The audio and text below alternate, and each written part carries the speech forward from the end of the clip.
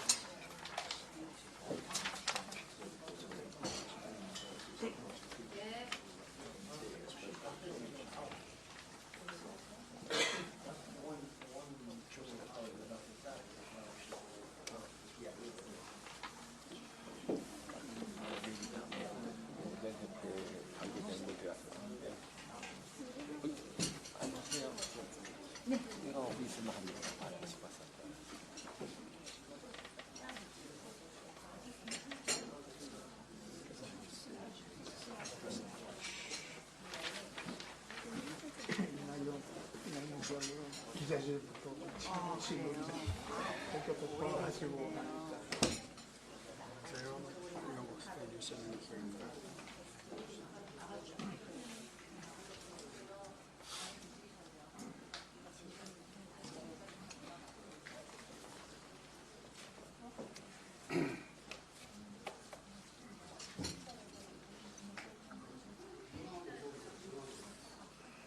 일본계가 엄청 크네요.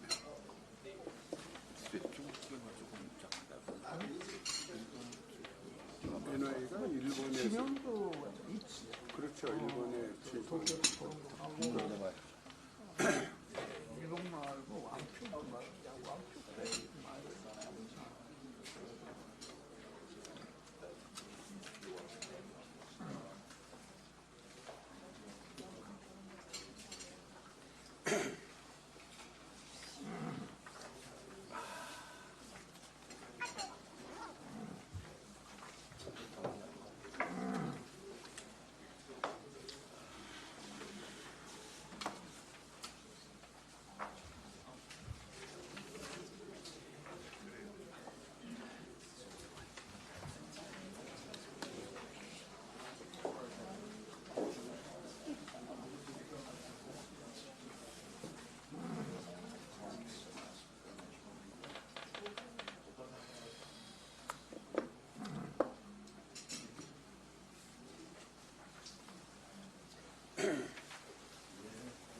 조금 명하지 않나요?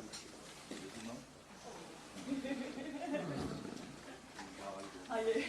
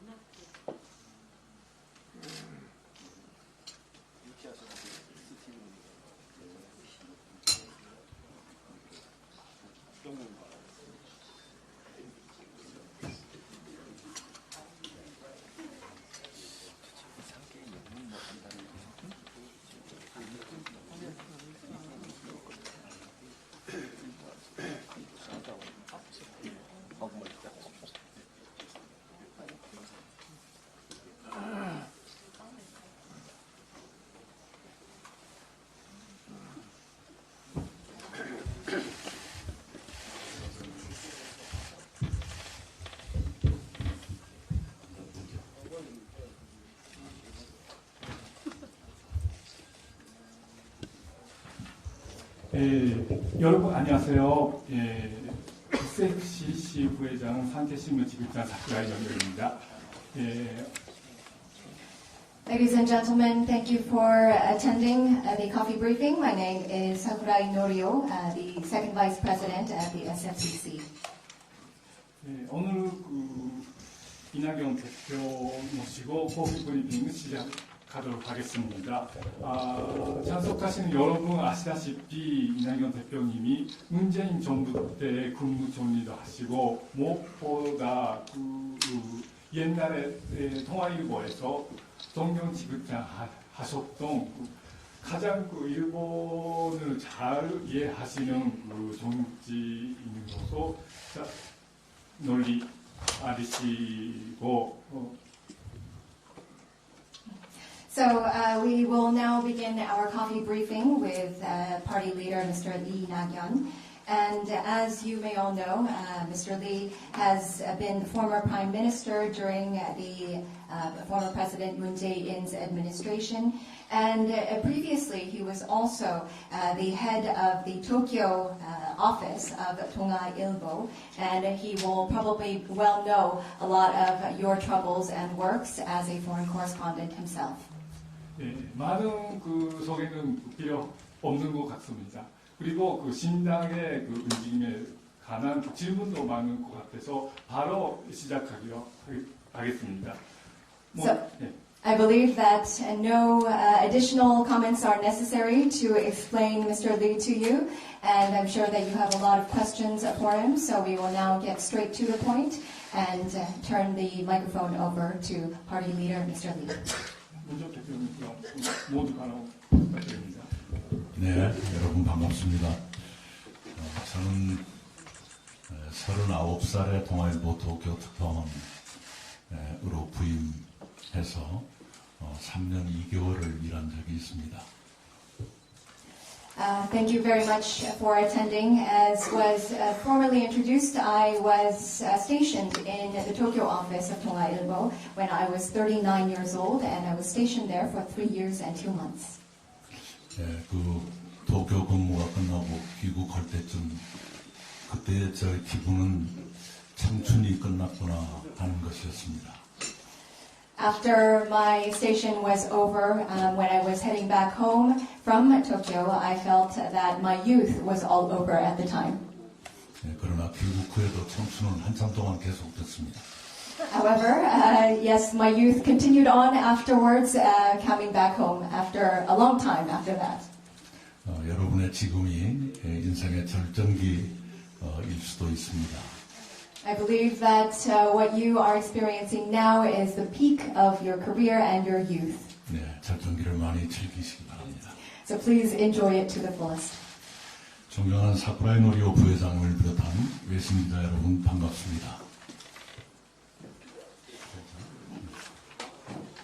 Good afternoon, Honorable Vice President Sakurai Norio and foreign correspondents.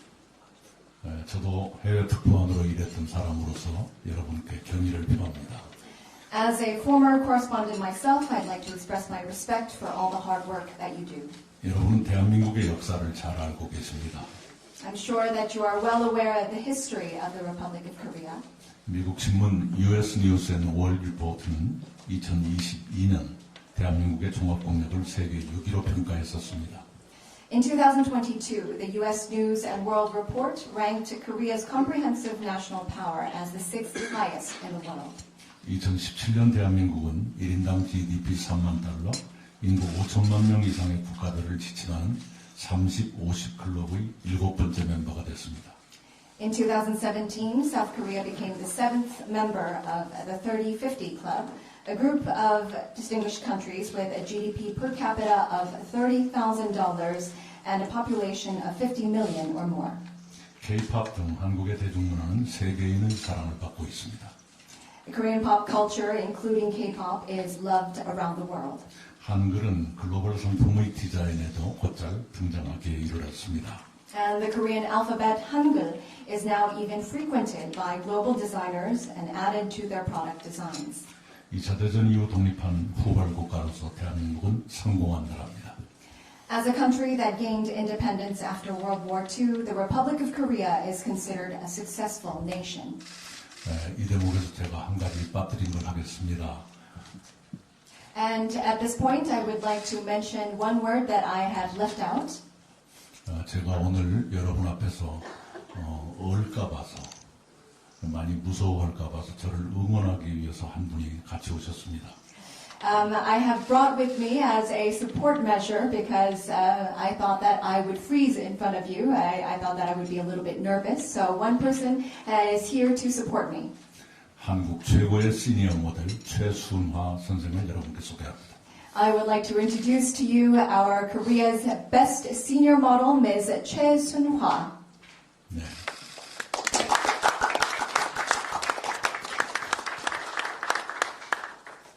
(1943년생이니까) 올해 81세 되신 분입니다. She was born in 1943, so she is 81 years young today. 네. 그런데 연세에 비해서 모델 경력은 매우 짧아서 75세 모델을 시작해서 올해 7년째입니다. So she started her modeling career at the age of 75, and so it is her 7th year in the modeling industry. 네, 우리 한국도 시니어 모델에 관심을 갖는 시대가 됐습니다. I believe that Korea is now ready to introduce the senior models, and the industry is ready to do so. 예, 그러나 세계 질서가 급변하고 국내 정치가 극단적 병폐를 드러내면서 대한민국은 점점 더 깊은 위기에 빠져들고 있습니다.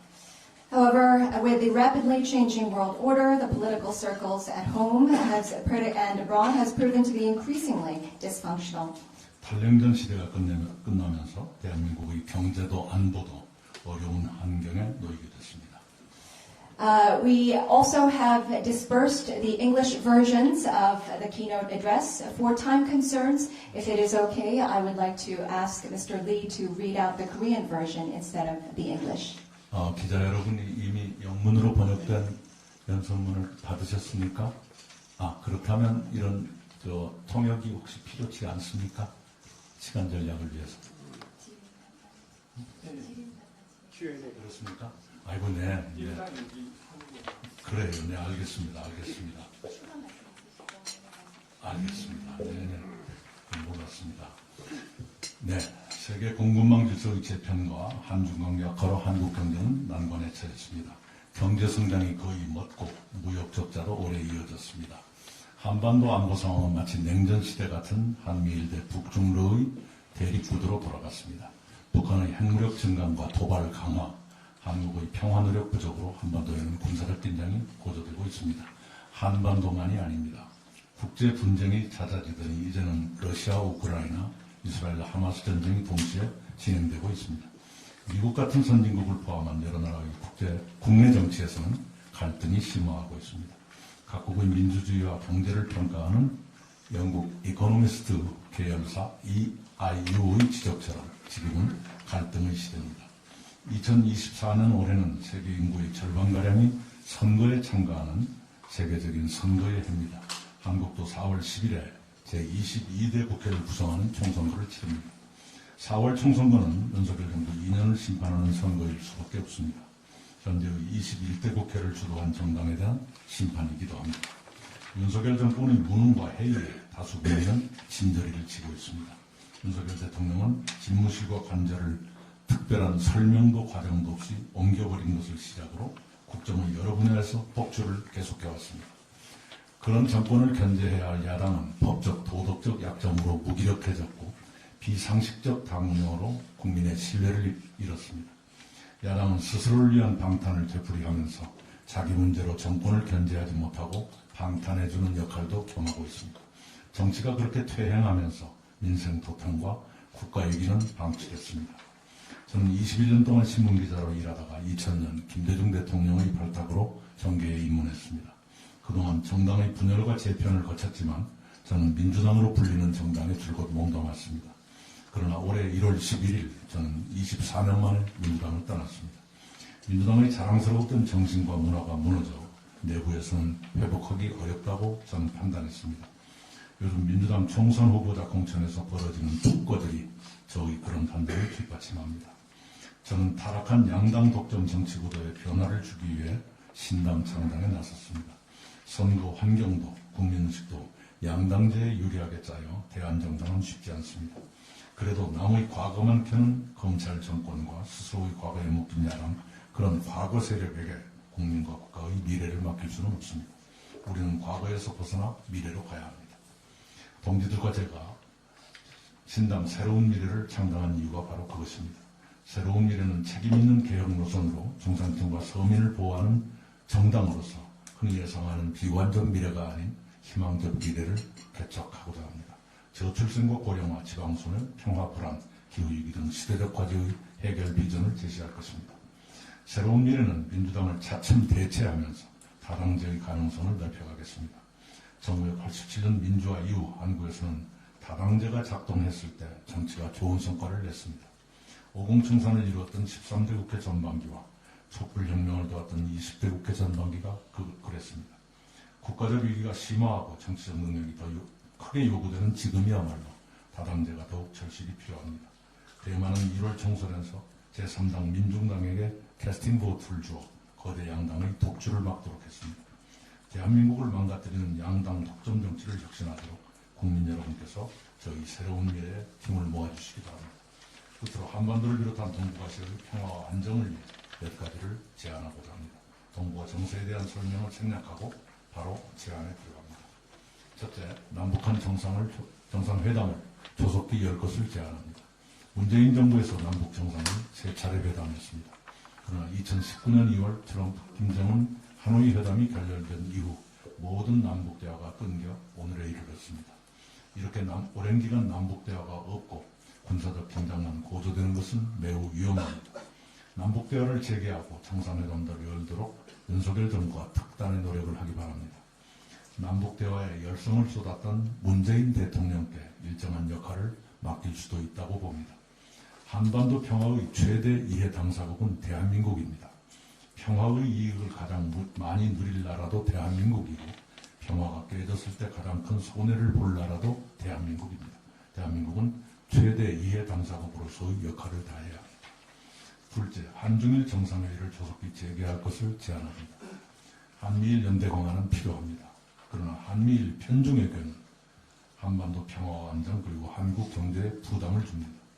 한반도를 포함한 동북아시아의 평화와 안정을 위해서는 한일 양국과 중국과의 관계가 안정되어야 합니다.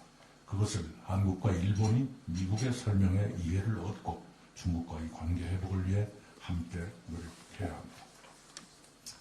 김대중 정부에서 시작된 대로 한중일 정상회의를 정례화하는 것이 바람직합니다. 셋째, 북한과 미국, 일본의 관계 개선을 제안합니다. 최근 북한에서 김여정 부부장이 북일 정상회담을 거론하는 등 일본과의 관계 개선을 향한 시그널이 나오고 있습니다. 저는 북일 수교까지를 포함한 관계 개선이 이루어지도록 양국이 노력하고 미국과 한국이 지원하기를 바랍니다. 북일 관계 개선은 동북아 평화와 안정에 일정하게 기여할 것입니다. 기본적으로 북한과 미국의 수교를 저는 주장해왔습니다. 지금이라도 미국이 대북한 수교의 결단을 내려주기를 바랍니다. 1990년대 초 한국은 소련, 중국과 수교하면서 북한이 미국, 일본과 수교하는 것도 반대하지 않는다고 발표했습니다. 그러나 한국은 발표와 달리 북한과 미국, 일본의 수교를 견제했습니다. 만약 그때 한국이 중소, 한국과 중소 그리고 북한과 미일의 수교가 실현됐다면 한반도 상황은 지금과 많이 달라졌을 것입니다. 경청해 주셔서 감사합니다. 감사합니다. 다음에 질문 받겠습니다. 먼저 질문하시는 분은 그 본인의 소속과 성함을 알려주시기 바랍니다. 질문 받겠습니다. 그럼 뒤에 BBC 기자.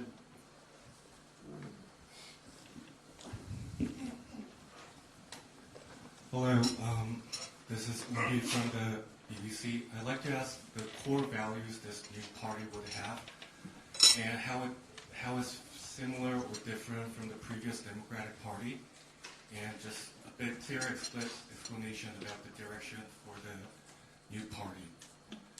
저는 궁금한 게 지금 새 당을 창당하시면 그게 기존 민주당과 구체적으로 어떤 지점에서 비슷하거나 다른지 그런 좀 가치에 대한 부분 설명 부탁드립니다.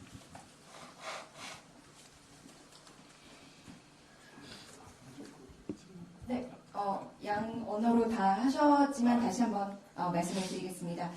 새로운 당의 핵심 가치와 그리고 전 민주당의 가치와 어떻게 차별화가 되는지 그리고 앞으로 어떤 방향성을 가지고 통치를 하실지에 대해서 좀 구체적인 설명 부탁드리겠습니다. 네, 지금의 이 민주당이 어떤 가치를 추구한다고 볼 수 있을지부터 의문입니다. 왜냐하면 너무나 많은 것이 무너졌기 때문입니다. First of all, I would like to pose a question to your question, saying that whether the current Democratic Party has any core values, because all of the core values that we had upheld and supported are now disrupted. 저는 오히려 지금의 민주당이 무너뜨린 또는 잃어버린 본래의 민주당의 가치를 회복하고 발전시켜야 한다고 생각하고 있습니다. So I believe that our party, the New Future 새로운미래, has to uphold and rebuild the core values that the previous Democratic Party had been upkeeping, and we need to develop on that further. 지금 민주당의 중간쯤의 뿌리라고 할 수 있는 1995년 새정치국민회의를 창당했을 때 김대중 당시 총재, 훗날 대통령이 되신 김대중 총재는 이렇게 말했습니다. So I believe that it would be the foundation or the roots of the current Democratic Party, and it goes back or dates back to 1995. And at the time, the party leader was Mr. Kim Dae-jung, and at the time he was the party leader, and later on he became the president of the Republic of Korea. And at the time, this is what he said. 수구 냉전 세력과 급진 개혁 세력을 배제한 중도 개혁 노선으로 서민과 중산층을 보호하는 정당이 되겠다, 이런 취지의 말씀을 발표를 했었습니다. So that this is what he said verbatim. We need to shy away from the post-Cold War policies and the regime, as well as the rapid reformist movements. We need to find a central reformist ground so that we can uphold the people and the middle central government, as well as the middle grounds for our people. 그와 비슷하게 좌우양 극단의 세력을 배제하고 책임 있는 개혁을 추구하는 중산층과 서민을 위한 정당이 되고 싶습니다. And I believe that that would be the same ideology for our party as well. We want to shy away from extremist parties, from either the right or the left. We want to evade those ideologies, and we want to have a reform that is more accountable and responsible for the people and to uphold the people as well as the middle class. 특히 지금의 여야 정당들이 내보이기 시작한 포퓰리즘을 절제하면서 품격과 절도를 보이는 그런 정치를 펼쳐가고 싶습니다. And I believe that a lot of the ruling and opposition party members are resorting to populist measures. So we need to evade those measures. We need to find a refinement, and we have to find a sophisticated adjustment. That is what we would be seeking for our new party. 지금 민주당과의 차이를 물으셨는데 제가 이렇게 쭉 말씀드린 것은 제가 말씀드린 것이 민주당에서 이미 죽었기 때문입니다. You asked what would be the core differences of the current Democratic Party and our new party. And I believe that these values that I have just stated to you right now are lost in the Democratic Party. That is why I have stated them, and that's why we seek them. 네.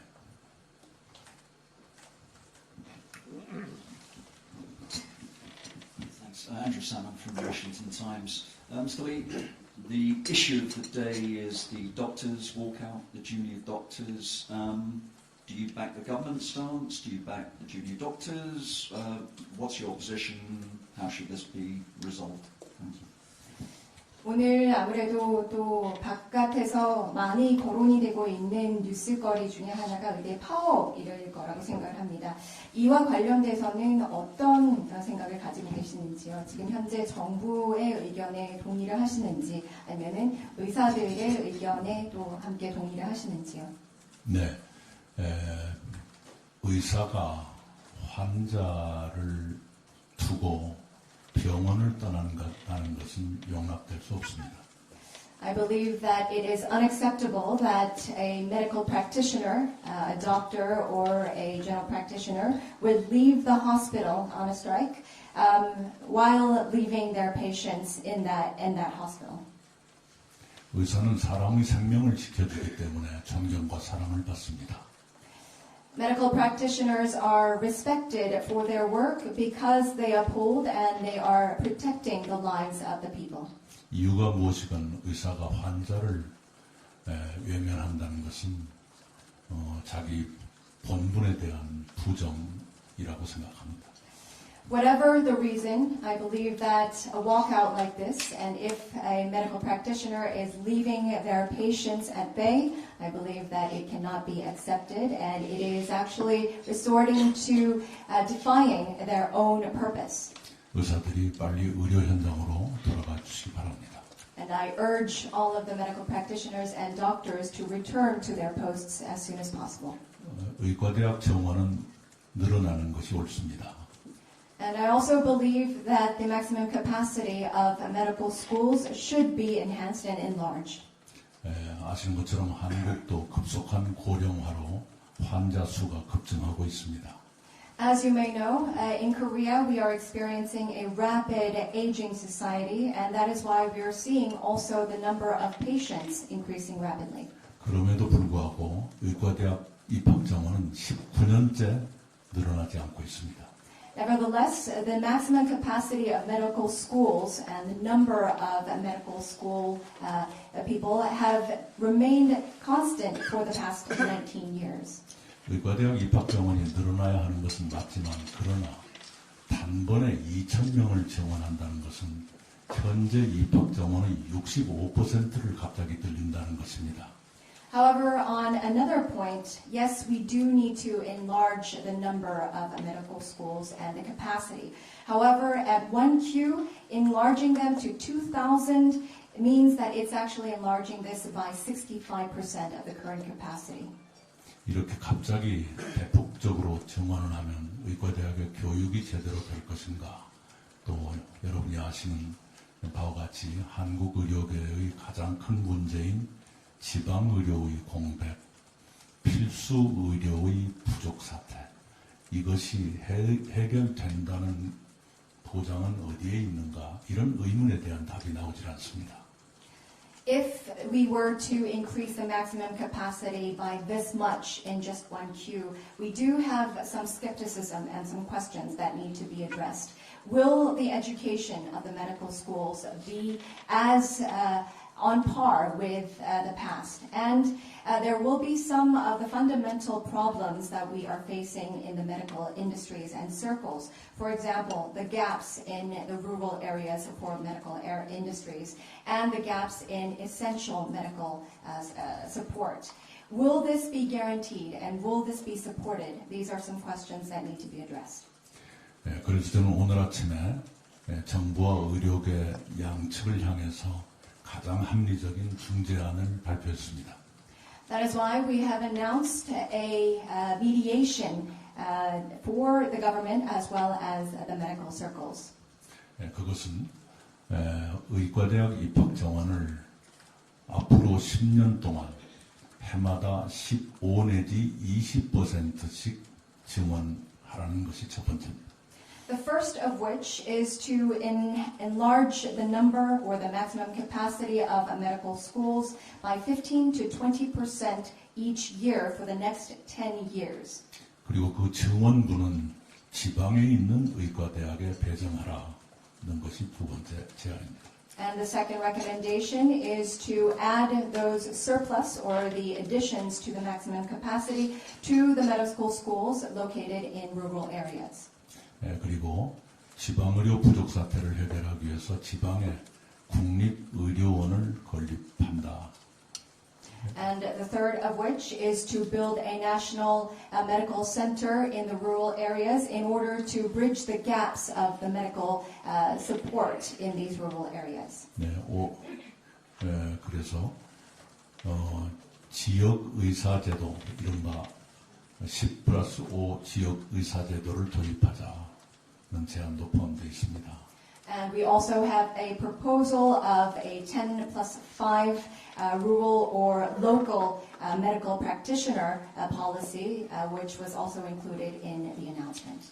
그렇게 지방 의과대학을 혜택을 받으면서 졸업한 의사들은 10년 동안 지방의 공공의료기관에서 근무하고 5년 동안 추가로 지방 의료기관에서 일하도록 의무화한다는 조건을 붙이자는 것입니다. So this entails that those medical practitioners who graduate from these local medical schools that have these benefits will be mandated to work in the public hospital system for the next 10 years after they graduate. And afterwards, after those 10 years are over, they have another period of 5 years of supporting the local medical system in the area. 오늘이라도 정부와 여야 또 NGO 그리고 의료계가 국민 대타협위원회를 구성해서 즉각 대화에 나서기를 바랍니다. 그리고 그 대화 테이블에 저의 중재안을 포함해서 여러 중재 의견들을 올려놓고 논의를 시작하길 바랍니다. So I hope that even as early as today, the government, the ruling and opposition parties, NGOs, and the medical circles can get together and discuss and have an in-depth dialogue on how to push and address this very critical issue. And I hope that some of my recommendations, along with other recommendations, will be tabled for further discussion.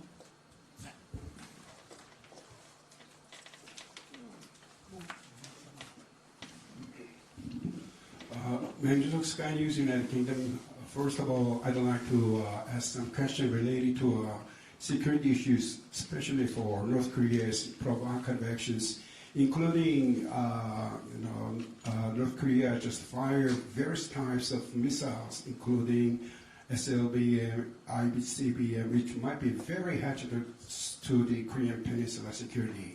And while they just hold some inter-Korean talks and Hanoi summit talks, it was turned out to be useless, and North Korea developed the nuclear arms and ICBM. So do you think it's possible for North Korea to have some summit talks with South Korea, even in this case? And that is a little bit sensitive question, but regarding upcoming election, especially how many candidates of the new future will run for general election, including capital area, and how many seats do you expect? Thank you. 네, 스카이뉴스의 맹주석 기자입니다. 질문 두 가지 드리도록 하겠습니다. 첫 번째 질문 같은 경우에는 대한민국 그리고 한반도의 안보 상황과 관련되어 있는데요. 북한의 도발이 점점 더 위력이 세져지고 있습니다. 특히나 또 미사일을 다량으로 발사를 하면서 SLBM이나 ICBM 등등의 개발 그리고 발전이 더욱더 심해지고 있습니다. 한반도 전체 그리고 이 지역 전체의 안보를 위협하고 있는 이런 상황에서 과거에는 하노이의 대담과 남북 대화가 있었음에도 불구하고 지금은 이런 상황이 지속되고 있는 상황입니다. 지금 이런 상황에서 남북 대화가 가능할 것으로 보시는지, 그리고 앞으로도 좀 더 상황이 더욱더 완화될 수 있다고 보시는지요? 네, 첫 번째 질문이었습니다. 두 번째 질문은 조금 더 예민한 질문일 수도 있는데요. 이번 총선과 관련해서 이런 새로운 신당을 창당을 하셨는데 서울 경기권의 몇 개의 의석수를 지금 목표로 하고 계시는지 그와 관련해서 좀 구체적인 답변 부탁드리겠습니다. 네, 가장 어려운 것만 두 가지를 물어봐 주셨습니다. I think that those are the two hardest questions that you asked. 네, 이 다음에는 좀 쉬운 거 물어봐 주시기 바랍니다. I hope that we can move on to an easy question after Mr. Meng. 어떤 상황에서도 대화가 단절되면 안 됩니다. Whatever the circumstances, I believe that cutting off dialogue or inter-Korean dialogue is not an answer. 지금 남북한 모두가 서로 상대를 향해서 힘자랑을 하면서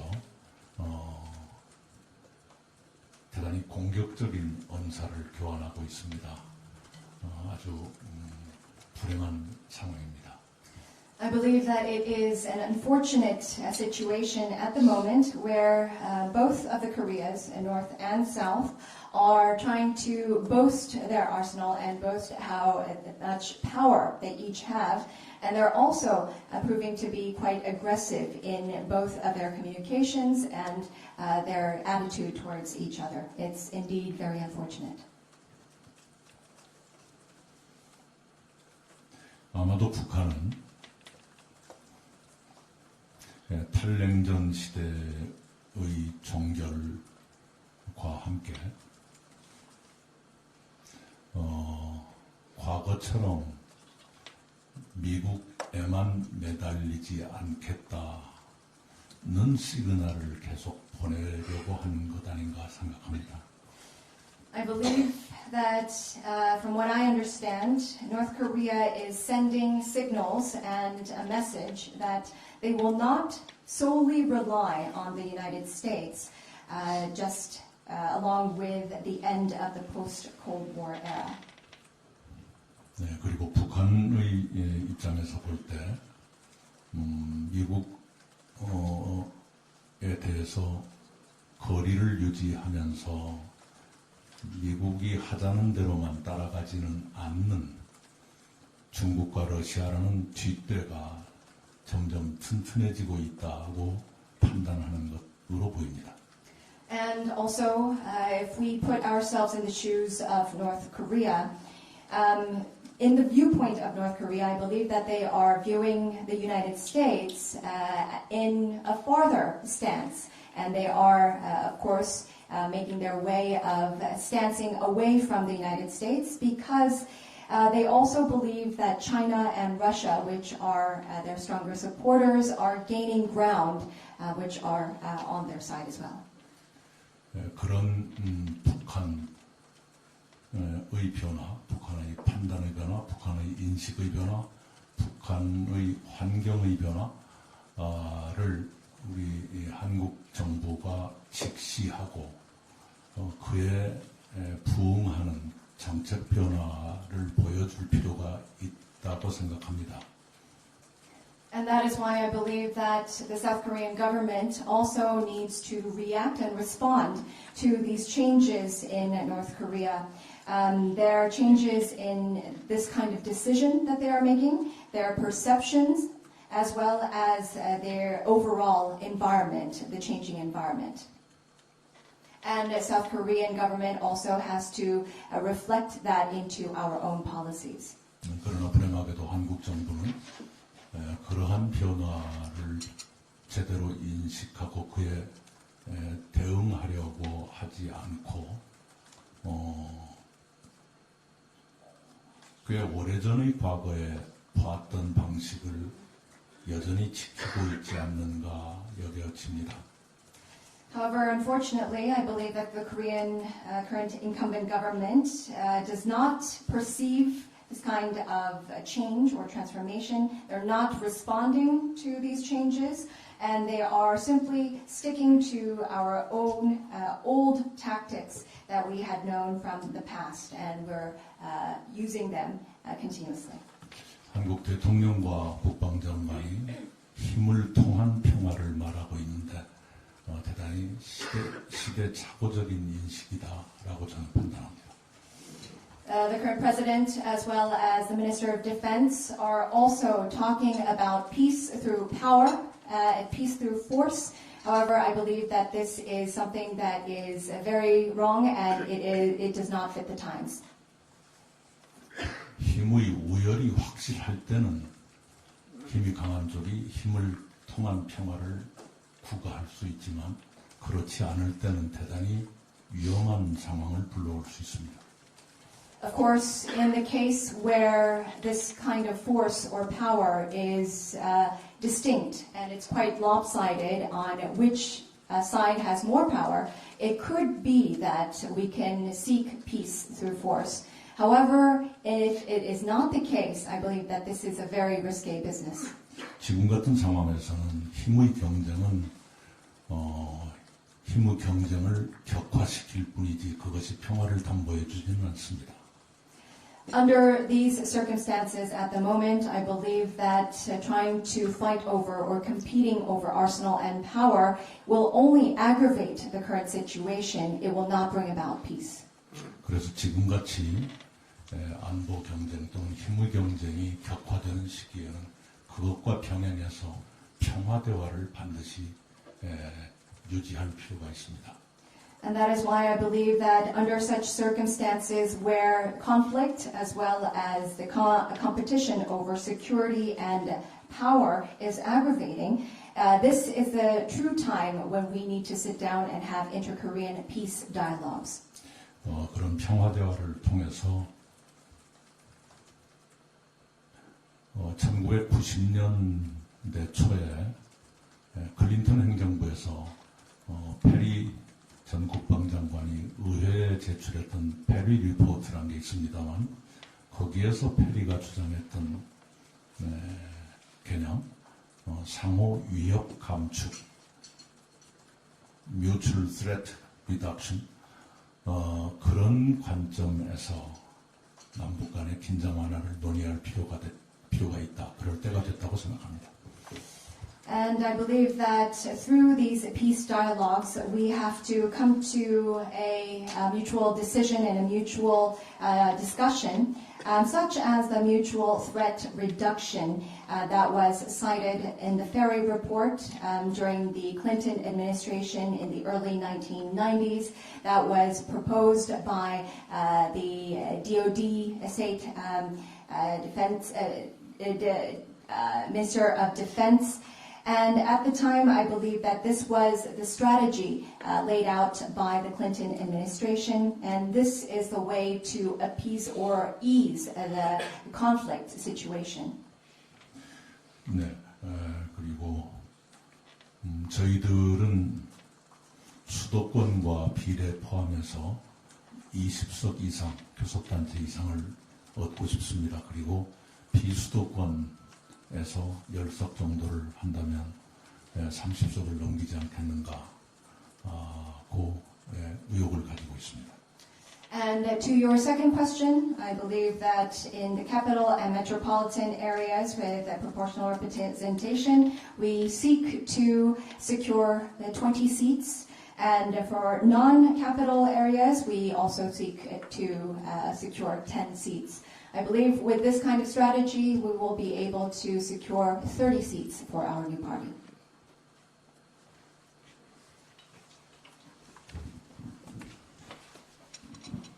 안녕하십니까 대표님. K뉴스 및 코리아 프로의 김정민 기자입니다. 쉬운 질문 하러 가셨는데 쉽지는 않고 아까 양극단 세력 배제하고 서민을 위한다라고 말씀을 하셨는데 이게 가능할지 사실 쉽게 공감이 잘 가지 않습니다. 요즘은 서민과 중상층도 많이 양쪽으로 좀 극단화되지 않았습니까? 그래서 이전처럼 북한에 대한 이념 차이 뭐 이런 것만 있는 게 아니고 젠더 갈등도 있고 좀 더 현대적인 이념 갈등이 있습니다. 이런 점에서 어떤 유권자들 입장에서 보면 이준석 전 대표도 이 양극단 중 하나로 보여지기도 하는데 이 동맹이 어떤 의도였는지가 좀 궁금하고요. 그리고 이런 이준석 전 대표와 같은 정치인 나중이라도 포용하실 생각이 있는지 궁금합니다. 두 번째는 북한 관련인데 트럼프의 리턴 매치가 거의 확실시되고 있습니다. 돌아오면 방위비 협상 같은 거는 어려움이 생길 수도 있지만 북미 대화는 좀 문이 열릴 수도 있지 않나 이런 일각의 기대도 있습니다. 새미래가 의석을 갖게 되면 국회 임기 중일 텐데 미 대선이 재선의 미래 새미래는 어떻게 대응을 하실 건지가 궁금합니다. 감사합니다. So this is from NK News, Kim-Jong-min, asking a question, two questions. You also mentioned that you will evade and shy away from extremist policies as well as extreme parties and work for the people and the middle class. I'm not sure exactly, and I don't know exactly what that means. Can you explain a little bit further and elaborate on that? Because I believe that the middle class these days are also being polarized and they are veering towards extremes. Not only in terms of ideologies regarding North Korea, but also in terms of gender conflicts as well. And in that line of thought, I believe that some of the voters might think that Mr. Lee Jun-seok is also one of those elements of these extremes. What was the root cause and the fundamental thinking behind joining forces together? And later on, do you think that there is a chance of including Mr. Lee into the party? Second question, I believe that Mr. Donald Trump is on his way to become the secured presidential candidate for the Republican Party in the United States. And I believe that if this does happen, it will be within your reign in the party. In that case, he is elected as a new or the second term as the President of the United States. I believe that there will be a lot of discussions at hand, especially one of the case in point is to increase the defense spending for the United States and Korea. Other than that, there will be some discussions, especially for North Korea and South Korea. Can you also elaborate on those issues as well? 네, 우선 잘 아실 것입니다. 정치권에서 극단의 주장이 어떤 것들이 현재 하는가 하는 것은 잘 아실 것입니다. 요컨대 국민을 분열케 하는 그런 인기 영합주의는 저희는 배격하고자 합니다. 저희들의 노선을 물으신다면 역대 민주당 정부가 추구해왔던 가치들을 더욱더 시대 변화에 맞게 성숙시켜 가겠다. 이렇게 말씀을 드리는 것이 좋겠습니다. I believe that you will all be quite well versed with various different extremist opinions and the policies within the political circles. But however, we want to shy away from any kind of populist measures or any kind of policies that just seek this kind of populism that will tear the people apart or make them be segregated. What we seek altogether as a new party is to develop and make more advanced the core values of the former democratic administrations in the past, and of course adjust them to the current times. 아시는 것처럼 이준석 대표와는 짧은 기간에 만났다 헤어졌습니다.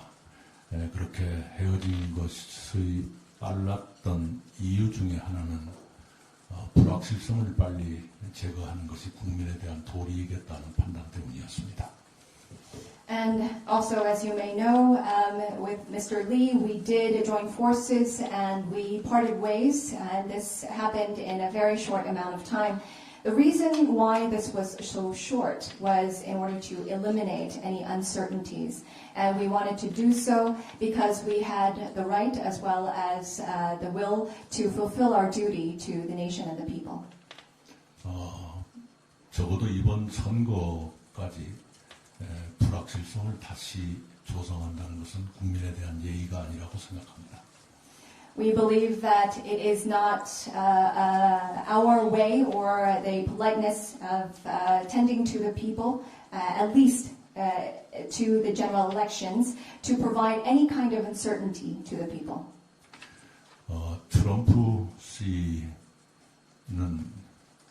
대통령 재임 중에도 그랬지만 최근에도 주한미군에 대한 불안한 인식을 간간히 내비치고 있습니다. 그 점을 걱정합니다.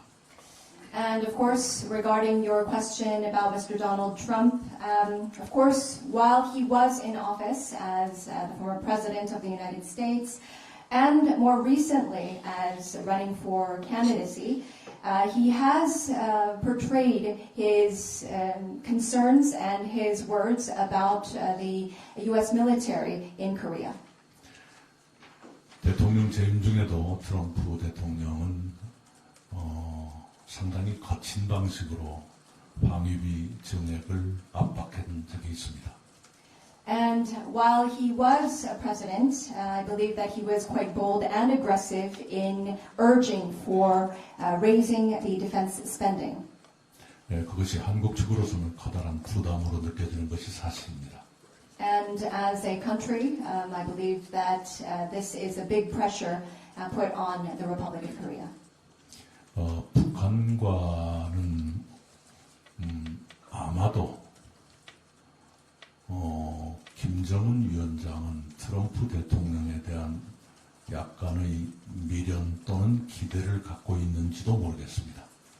In terms of relations with North Korea, I believe that Party Leader Kim Jong-un may have a little bit of a lingering sentiment and maybe a little bit of expectations held on Mr. Donald Trump. 아시는 것처럼 김정은과 트럼프는 2018년 6월 싱가포르에서 처음 만났습니다. And as you know, Mr. Kim Jong-un and Mr. Donald Trump both met face-to-face in June 2018 in Singapore. 싱가포르 센토사 섬에서 두 사람은 아주 멋진 4개안의 합의를 냈습니다.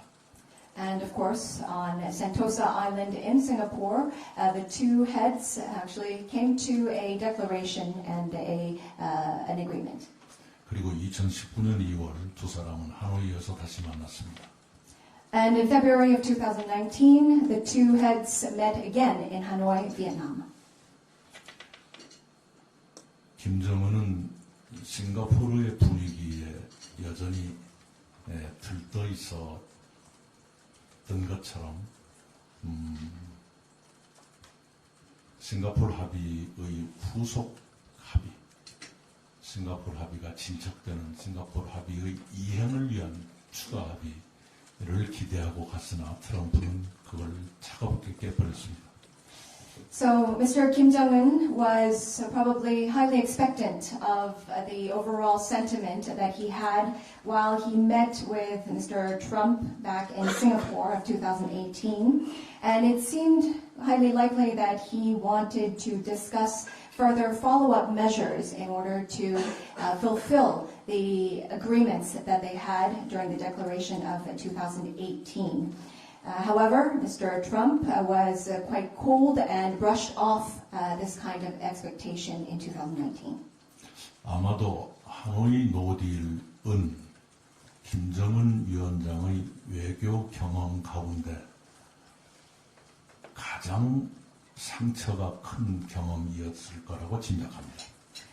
I presume that the no deal in Hanoi, Vietnam in February of 2019 will probably likely would have been the biggest detrimental damage to Mr. Kim Jong-un's political and diplomatic career. 그렇게 상처를 받았음에도 불구하고 그해 2019년 6월 트럼프 대통령은 트위터를 통해서 김정은 위원장을 판문점까지 불러냅니다. Despite these hurtful processes, Mr. Donald Trump, later on in June of 2019, used Twitter to summon or to bring Mr. Kim Jong-un to Panmunjom. 김정은은 트럼프 대통령에 대해서 많이 실망했거나 또는 미웠을 수도 있는데 판문점까지 나옵니다. Of course, Mr. Kim would probably have had dislike and hateful sentiments towards Mr. Trump, and he must have been disappointed. However, he did appear at Panmunjom. 그것은 김정은 위원장이 트럼프에 대한 미련이나 기대 같은 것이 남아 있었던 있다는 증거가 아닐까라고 저는 짐작합니다.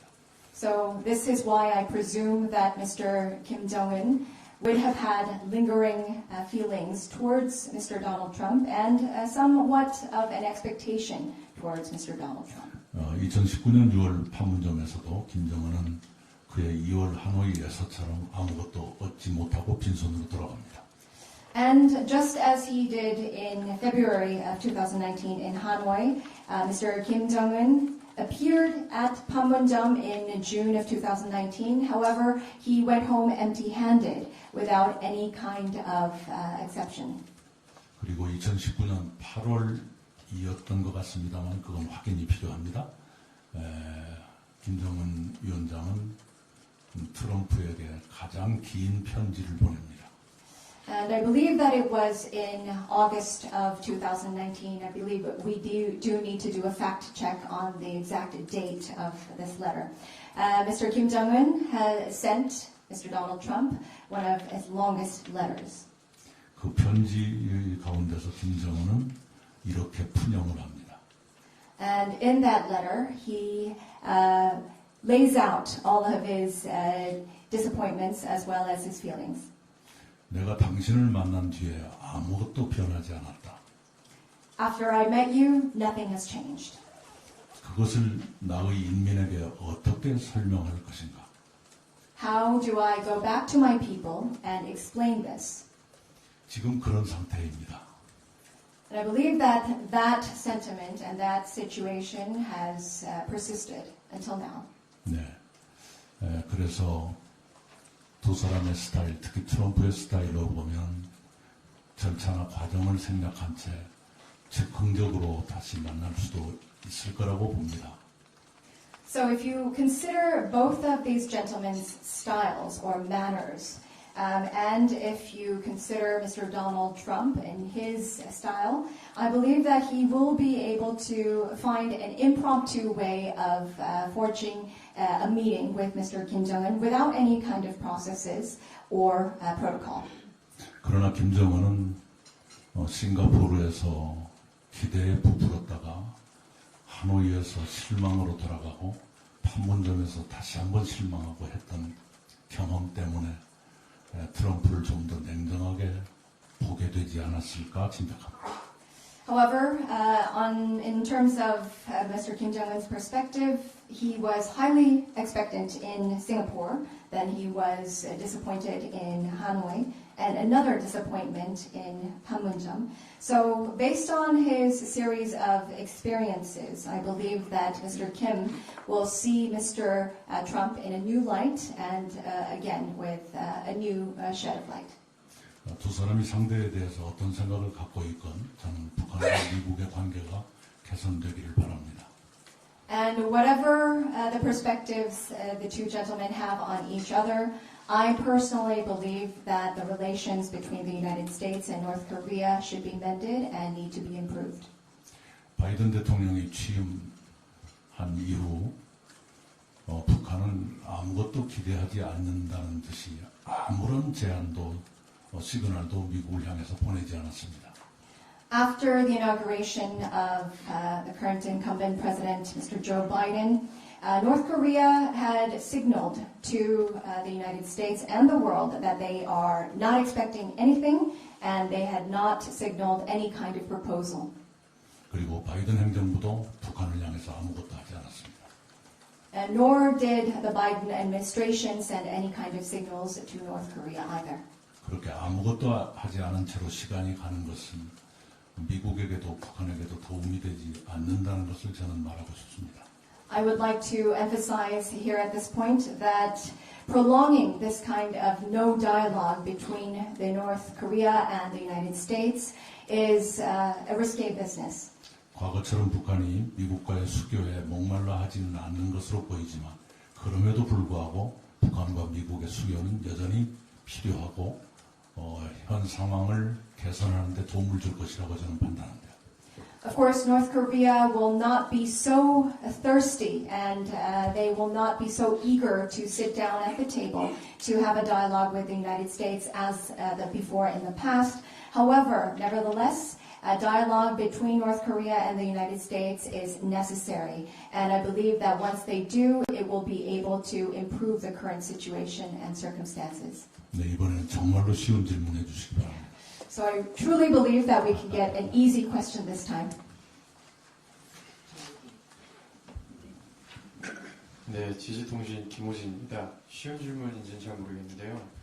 현재 민주당에서 벌어지고 있는 공천 사천 내분 관련해서요. 이게 총선 결과에 어떠한 영향을 미칠 거라고 보시는지 부탁드리고요.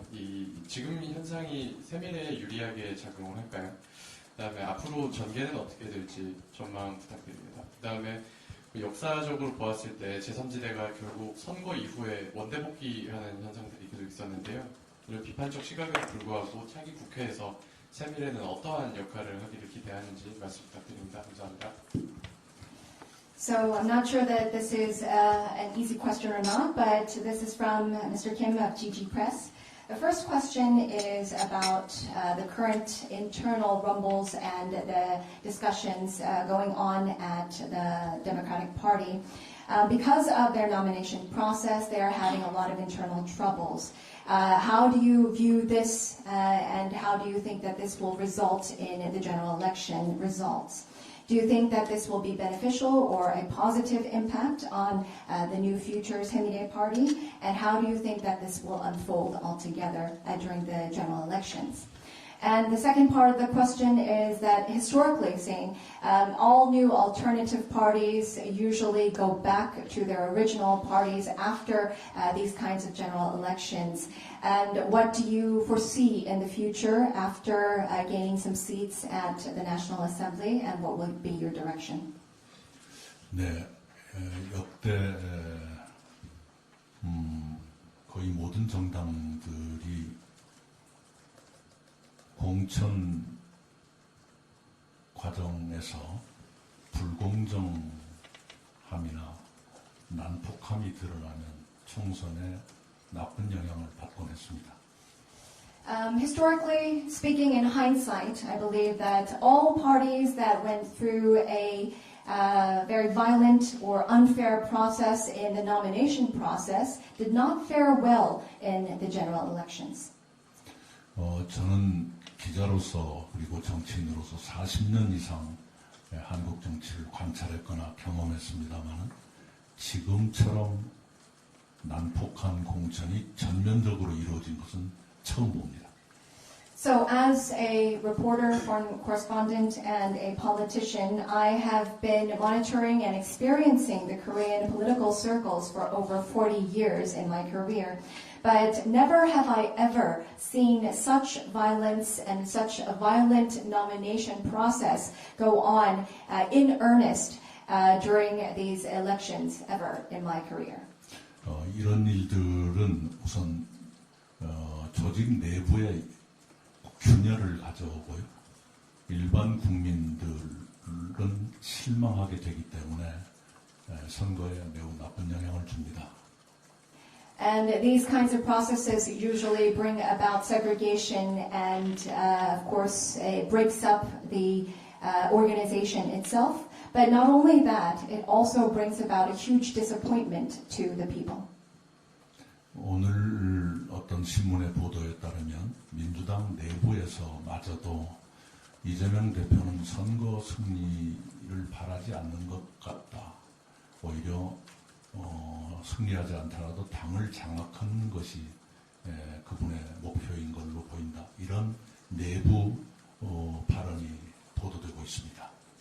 And one of the media outlets, newspaper media outlets this morning also mentioned in an article that even within the Democratic Party, there are noises that are saying that party leader Mr. Lee Jae-myung is not focused, or his objective is not to win the general elections, but rather is to dominate and to win over the overall party, that this is his ultimate end goal. And this is the voices within the party.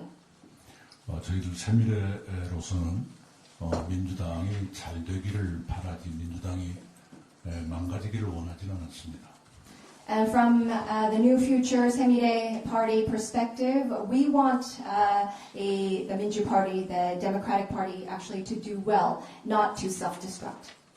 민주당이 지금처럼 도덕적으로나 조직에서 붕괴돼 간다면 저희들의 책임은 더 커진다고 판단합니다. If the Democratic Party morally destructs itself or becomes an organization that is self-destructing, I believe that the overall burden will be placed on our shoulders. 여러 여론조사 결과가 예고하듯이 지금대로 간다면 민주당이 패배하고 국민의힘이 승리할 것으로 보입니다. So I believe that a lot of the public polls foresee that if the Democratic Party of Korea continue on in this process, they will lose in the general elections and the People Power Party will win. 그러나 국민의힘이 과반 의석을 획득하는 것 또한 불행의 시작일지 모른다고 저희들은 보고 있습니다. However, from our perspective, I believe that it will also be quite unfortunate and the start of misfortune if the People Power Party will secure a majority number of seats. 민주당은 지금 상태로 가서는 국민의힘의 과반 획득을 저지하지 못할 것입니다. 바로 그렇게 민주당이 하지 못하는 국힘의 과반 획득 저지를 저희라도 해야 되겠다라고 판단합니다. So in this way, if they go on going on like this, the Democratic Party of Korea will not be able to put a halt or a stop to the People Power Party securing the majority number of seats at the next National Assembly. So I believe that if they are not able to do so, it is up to our new party, the New Future 새미래 Party, to actually put a stop on it.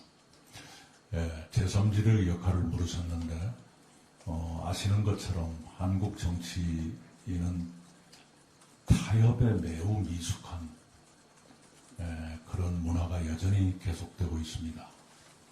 You also mentioned in your second question the role of the alternative party. And as you may know, the Korean society is very unkeen or uncanny about negotiations or compromise. 거대 양당이 좀처럼 타협하지 못하고 자기 주장만 계속하면서 시간을 허송하고 국가이익이나 국민의 생활을 방치하는 그런 일이 계속되지 않도록 저희들은 중재안을 내고 타협을 유도하고 하는 그런 역할을 하고 싶습니다. So at the moment and up until now, the two large parties were not able to come to a compromise.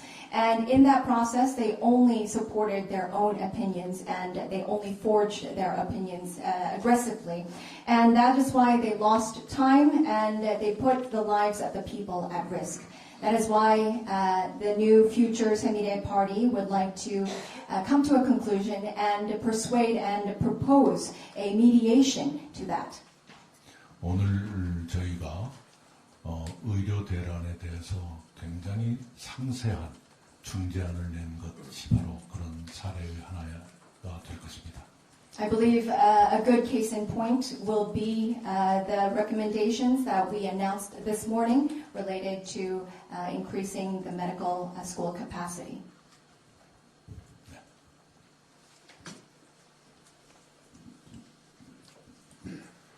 스티븐 보러웨커님께 개성한 마음으로 저도 어려운 질문 할게요. The common criticism of forming third political parties is that it can split the opposition. So, you're a pretty outspoken critic of the Yoon administration. You worry that by entering the ring in this way that you're actually making it more likely that left-leaning voters will be split and this will actually create more space for the ruling People Power Party to win. That's my first question. And my second one is, if you could just specify, when you refer to the Democratic Party as having departed from its core values, are you referring specifically to how the party has protected Lee Jae-myung and how he's managed to hang on to the leadership. Thank you. 네, 저도 안타깝지만 좀 어려운 질문을 드리도록 하겠습니다. 스티븐 버로우치 니케이에서 질문 드리도록 하겠습니다. 제 3지대 당들 같은 경우에 또 하나의 어폐 같은 경우, 그리고 어떻게 보면은 좀 약점이 이 다른 당, 그리고 그 반대의 당 같은 경우에는 오히려 사람들이 거기에서 반대의 당에게 표를 더 던지게 만드는 그런 걸 해왔다고 저는 역사적으로 생각을 하는데요. 오히려 민주당의 표를 더 가지고 옴으로 인해서 그 표차가 더욱더 갈라지고 국민의힘의 표가 더욱더 강해지는 그런 여파가 일어나지는 않을 거라고 생각을 하시는지요. 그리고 민주당의 핵심 가치가 이제 떨어졌다, 그리고 없어졌다, 무너졌다라고 말씀을 하셨는데 그 부분에 있어서 이재명 당대표를 계속해서 옹호하고 보호하는 역할 때문에 그 가치가 무너졌다고 생각을 하시는지요? 지금 저희들이 없었다면 투표율이 매우 저조해졌을 것입니다. 2022년 지방선거, 제3세력이 없이 치렀던 지방선거에서 민주당의 텃밭이라고 불리우는 광주에서는 투표율이 37%밖에 되지 않았습니다. 그런 일들이 재현될 가능성이 있었을 것입니다. 저희들이 없었다면.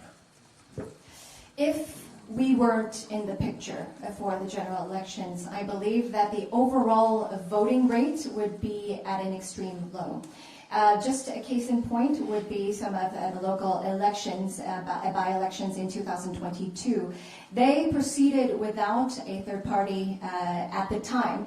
And I believe that Gwangju, the voting rates, which used to be the hometown of the Minju Party, the Democratic Party at the time, was an all-time low of 37%. In case that we weren't in the picture this general election, I believe that that will be a recurrence for this time. 2022년 지방선거 투표율이 매우 저조했던 특히 민주당의 지지세가 강한 곳에서 기록적으로 낮은 투표율을 보였던 결과는 민주당의 참패였습니다. I believe that it was a landslide loss for the Democratic Party at the time in 2022 because the overall voting rates were quite low. And even in our home turf, the Democratic Party had lost our votes. And I believe that it was an all-time low because of such reasons. 만약에 이번 총선거에서도 저희 같은 대안이 없이 양당으로만 선거를 치르는데 민주당이 지금 같은 난맥을 보인다면 투표율이 낮아지고 또 민주당이 참패할 것입니다. And if during these general elections we did not have an alternative party in the mix, and if there were only the two major parties to vote for, I believe that with the current disaster of the Democratic Party, the same will happen again. It will be the same story as a recurrence, and the overall voting rate will be an all-time low. 네, 그러나 저희 같은 대안 세력들이 국민들께 새로운 선택지를 제시한다면 투표장에 가지 않으려고 했던 사람들이 투표에 참가하게 될 것이고 그렇게 되면 국민의힘이 어부지리를 얻는 기회도 없어질 것입니다. However, if our new future Semi-Day party proposes an option to some of our voters, I believe that it will be a fresh new take on those voters who had decided not to go to the ballots at all. I believe that it will be a way for them to get out of the house and go to the voting ballots and vote for us. And I believe that also the way of the People Power Party just getting a victory just in itself because of the low voting will not happen. 근본적으로 선택지가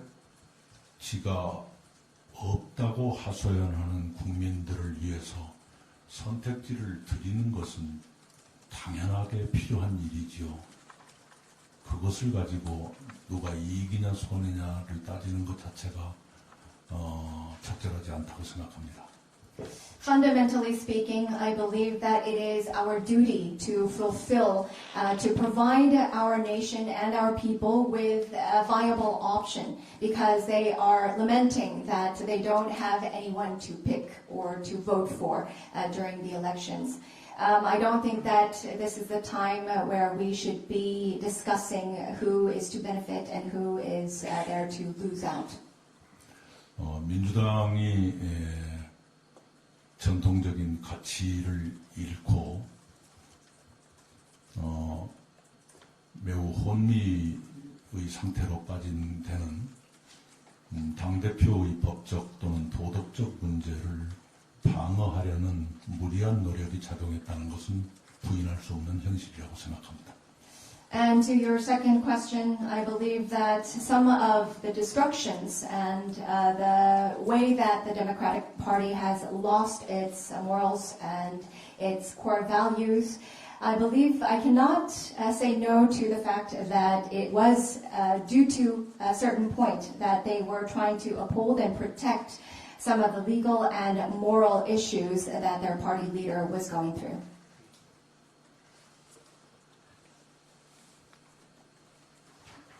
예, 안녕하세요. 카타르 알자지라 방송의 김무성 PD입니다.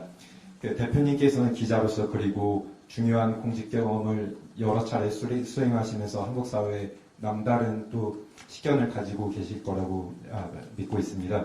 그래서 이 질문을 드리려고 하는데요. 대표님께서 오늘 어떤 상황에서도 대화가 단절되면 안 된다. 그리고 또 하신 말씀이 한국 사회가 대화와 타협에 미숙하다 이런 말씀을 하셨는데요. 그런데 오히려 보면 과거와 비교해보면 오히려 정치나 사회가 양극단화되고 대화 타협이 더 안 이루어지는 것 같습니다. 과거 이번 의료 사태나 이런 것 이렇게 국가를 흔들 만한 사건이 있으면은 심야 협상이라던가 아니면 줄다리기 협상이라던가 이런 모습들이 언론에 많이 등장했는데 국회에서도 그렇고 사회에서도 그렇고 이런 협상이나 아니면은 그렇게 중재하려는 모습들이 점점 사라지고 있는 것 같은 인상을 많이 받고 있는데요. 이렇게 한국 사회에서 사실상 상대가 있지만 확성기로만 떠들고 서로 대화는 하지 않는 이런 현상들이 지속되거나 아니면 악화되는 원인은 무엇이라고 생각하시고 그리고 해결책은 어떤 것이 있는지 고견을 여쭤보고 싶고요. 그리고 두 번째 질문은 최근 외신에서 한국 사회 관련해서 취재하는 큰 이슈 중에 하나가 저출산 고령화입니다. 저출산 관련해서 지난 정부 아니면 이번 정부도 그렇고 계속해서 몇 조 원을 쓰겠다, 얼마를 여기에 쏟아붓겠다 이런 재정적인 부분의 정책들은 많이 나오고 있는데요. 사실 출산율이 계속해서 떨어지는데 오늘 기조연설에서도 이와 관련한 비전 앞으로 밝히겠다 말씀하셨는데 재정적인 문제 말고 그 이외에 비재정적인 방책들 혹시 생각하고 계신 게 있는지 궁금합니다. So this is Kim Moo-sun from the Al Jazeera Network. Two questions for Mr. Lee. As a reporter, a journalist, and politician, I believe that you will have a sight on the Korean society. You mentioned today that the Korean society is very far away from dialogue, and it does not do well with compromises or negotiations. But I believe that the times that we are living in these days, we are seeing less and less of such discussions and dialogues. Especially in the past when we had such kinds of difficulties, we actually saw methods and methodologies such as late night discussions and tug-of-war discussions in the society to address some of the critical issues. However, there are no kinds of intermediaries or any kinds of discussions that are going on. It's more of a one-sided walkout or sit-out in the Korean society. What do you think is the root cause of these issues and problems? And what do you think is a solution? That was the first question. The second question, some of the key issues that are being dealt with in the foreign media these days are the low birth rate and the aging society of Korea. And a lot of the former governments, as well as the current incumbent government, is always talking about financial measures on how much trillions of Korean won and what kind of policies financially they are inputting in order to address this issue. And considering the low birth rate, do you have any kinds of non-financial methods in order to revive or address the low birth rate? 네, 갈수록 어려워지네요. It gets harder and harder as we go. 예, 왜 대화가 사라지는가? 경제적으로, 사회적으로 여러 배경이 있겠습니다만 다 말씀드리기에는 너무 길어질 것 같고요. 경제적인 양극화 뿐만 아니라 사회적 양극화와 정치적 양극화가 서로 상호작용을 해서 사회적 양극화가 정치적 양극화를 부르고 정치적 양극화는 다시 사회적 양극화를 심화시키는 이런 악순환이 계속되고 있는 것 아닌가 생각합니다. So to your first question, why are we not communicating, or why is the Korean society void of any dialogue? I believe that there are various different elements in the economy as well as the society that backs up this kind of phenomenon, but in order to dive into all of the elements, it will take too long. I think that there is a polarization in the economy, but also the society and politics. But it's not working in silos. I believe that the societal polarization is having an effect on politics and vice versa. And politics is also taking an effect on society. And that also has a vicious circle that is affecting all different sides of society. 근거가 확실하지는 않습니다만 저의 추측이랄까요? 짐작을 하나 말씀드리자면 한국의 정치인들 가운데는 세계 어디나 마찬가지입니다만 정치인들 가운데는 그 사회의 문제에 대한 깊은 고민이나 관찰보다는 더 얕은 몇 가지 인상으로 정치를 해가는 사람들이 있습니다. Of course, I have no figures or facts to support this, and a lot of this is based on my own assumptions and my thoughts. But I believe that amongst some of the politicians in Korea, of course, this could also pertain to politicians abroad as well. Rather than pondering deeply into the fundamental issues and problems of the society, they have a shallow, one-off, band-aid kind of issue and solution to those deep-rooted problems. 지금 집권 세력을 이끌어가는 사람들 가운데 혹시 미국의 레건 대통령이나 영국의 대처 총리가 힘으로 노조 파업을 해결했던 것을 멋있는 역사로 생각하고 그 흉내를 내고 싶어하는 어떤 것이 있지 않을까 하는 짐작을 해봅니다. And of course, again, this is my assumption, but maybe there are some politicians in the ruling parties at the moment who are in the leadership positions that maybe look back in history, in hindsight, thinking that maybe former President Reagan of the United States and Prime Minister Thatcher of the United Kingdom, on how they forcefully led the labor sit-outs as a very flamboyant way of addressing some of the societal issues. 윤석열 정부에서도 그런 식으로 해서 성공한 일이 한 번인가 있었습니다. I believe that the current incumbent President Yoon's administration had one case in point where they were successful in pushing through with such a policy and strategy. 그러나 매번 그런 방식이 성공하는 것도 아니고 더구나 이번 의료대라는 그거보다는 훨씬 더 복잡하다는 것을 정부가 알았으면 좋겠습니다. However, it is not every case that they will win over with such forceful tactics, and I believe especially with the medical sit-outs, this walkouts, this case is much more of a complicated issue, and I hope that the government will take note of this. 출산율 제고를 위한 많은 노력이 한국에서는 성공하지 못했습니다. And as for the low birth rate, I believe that there have been many efforts by the government to revive or reboost or rebound the birth rate. However, they were all unsuccessful. 그러나 세밀히 들여다보면 두 개의 성공 모델이 있었습니다.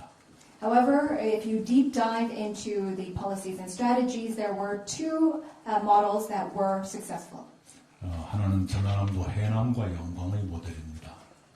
One was in Haenam in Jeollanam-do and one in Yeonggwang.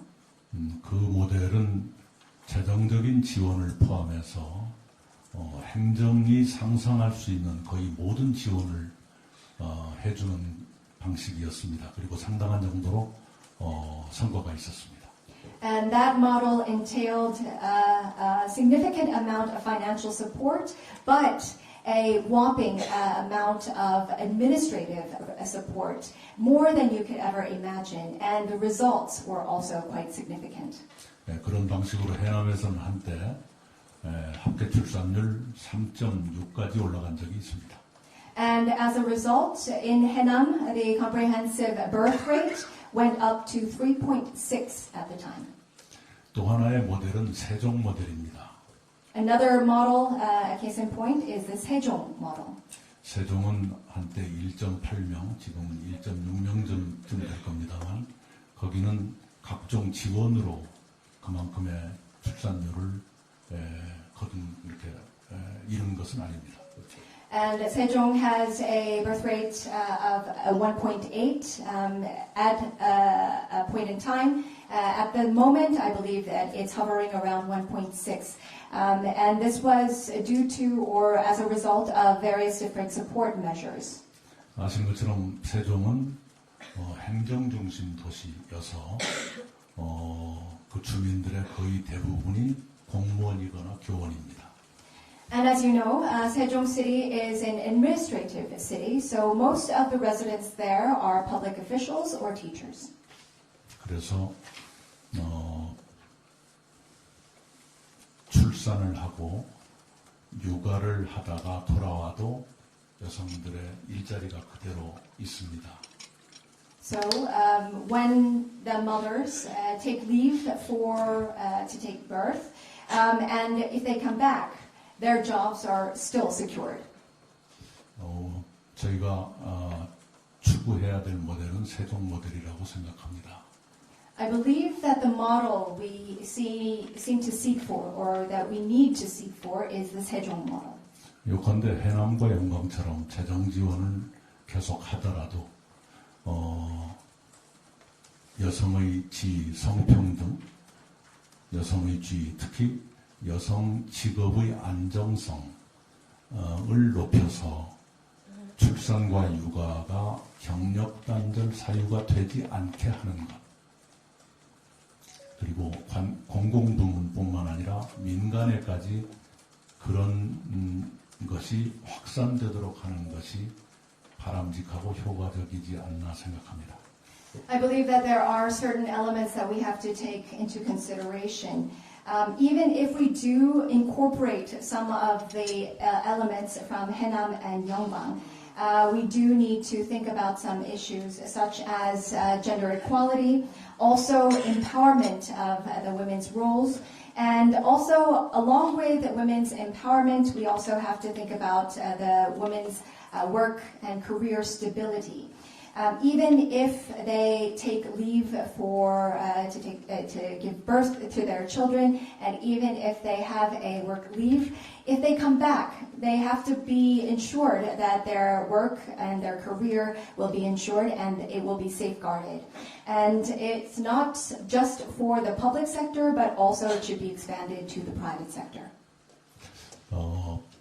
성평등이나 여성의 직업적 안정 등등이 세종에서는 관공서와 학교에서 이루어졌기 때문에 출생률이 어느 정도 유지됐습니다만 프랑스나 스웨덴의 경우에는 민간에까지 그런 문화가 확산돼서 출산율이 상당한 수준으로 유지되고 있습니다. 유럽의 그런 나라들처럼 우리도 이제 관공서, 학교뿐만 아니라 민간에까지 그런 일들이 확산되도록 하는 노력을 함께 해야만 됩니다. Not only gender equality, but also work stability needs to be ensured. Sejong could enforce this and also could keep a relatively higher birth rate because most of the jobs in Sejong City were focused around public offices and schools. However, we do need to ensure that this is expanded and trickled down into the private sector in order to uphold a higher birth rate.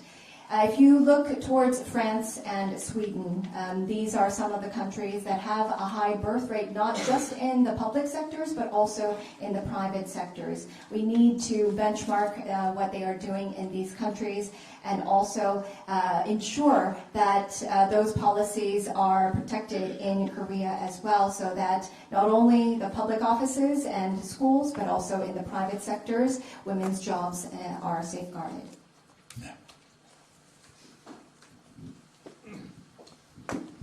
상계신문의 구루다 기자입니다. 반갑습니다. 오랜만에 뵙기에 조금 몇 가지 질문을 하겠습니다. 하나는 이낙연 대표께서 아무래도 전적인 자산을 하면은 호남이지 않습니까? 근데 서울 수도권에서 호남 출신 유권자가 전체의 몇 프로 정도 있다고 보십니까? 두 번째 질문은 지난 대선 때에 민주당 경선에서 지셨지 않습니까? 이재명 대표에게 왜 지셨는지, 뭐가 본인이 없는지, 본인의 어떤 부족한 점이 있었던 거 아닌가라고 하시는데 한번 말씀해 주세요. 세 번째, 최근에 그 건국 전쟁이라는 영화가 전적으로 화제가 돼 있지 않습니까? 그걸 보셨습니까? 그래서 이승만 대통령 업적에 대한 평가죠. 역사적인 평가인데 민주당 주류와 소위 그 좌파 운동권과 다른 견해를 가지고 계시는지 아니면 똑같은 건지 말씀해 주세요. This is Kuroda from Sankei Shimbun, and it's been a while since I've met you, so I will ask a couple of questions, 3 questions in fact. First question, your home ground or home turf is from the Honam region, but acting or being very active as a party leader in Seoul and the capital area, how much of a percentage do you think in the voter circles do you think are from that area?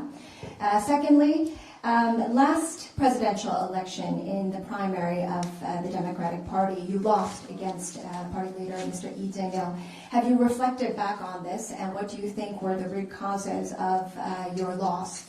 Third, I'm not sure if you've actually seen the very hotly touted movie about the former president Syngman Rhee and his former aides, as well as his overall career. Do you agree or disagree about the then Democratic Party as well as the leftist party? Do you agree or disagree on their direction? 네, 우선 서울에서 사시는 호남 인구는 30% 약일 거라고 생각합니다. 민주당 경선에서 왜 졌는가? 제가 더 야무지지 못했습니다. 일본말로 쓰메라는 게 있습니까? 예, 그게 제가 좀 느슨한 사람입니다. 물렁물렁한 사람입니다. 네, 거기까지 일단 하고요. So to answer your first two questions, a short answer for the first one, I believe that it's around 30%. Approximately, for those who are originating from the Honam region, living in Seoul. Secondly, the reason for my failure or my loss during the primaries, I believe that it was because I was not meticulous enough. I was a little bit of a softie at the time. 네, 건국전쟁이라는 영화를 저는 못 봤습니다. In fact, I was not able to see the movie Kongguk Chanjeng or the building of the nation war. Yes, I was not able to see it yet. 이승만에 대한 평가가 민주당 사람들도 사람마다 다를 겁니다. 그걸 누가 평균을 이렇게 계산해 내지는 못했을 거라고 생각합니다. I believe that the evaluation or the assessment of former President Syngman Rhee will be different for even all of the party members or politicians who are sided with the Democratic Party. I don't think that we can actually have a figure of an average. 이승만 전 대통령은 워낙 파란만장한 일생을 사셔서 어느 한 국면을 가지고 그분의 모든 것을 평가하는 것은 대단히 위험합니다. I believe that the gentleman or the former president Syngman Rhee had had a full-fledged life, and I believe that it is very difficult to pinpoint him or coin his life into a simple couple of words. 해방 이전에만 해도 독립운동에 헌신하신 것은 맞는데 그 과정에서 몇 가지 문제가 있었고 이렇게 임시정부에서 탄핵이 있었던 것도 역사적인 사실입니다. So before gaining independence, of course, he did sacrifice himself for the independence movement, but I believe that there were certain risque movements and issues in the process. And during the tentative government, he was in fact impeached, and this was also a case in point, a fact as well.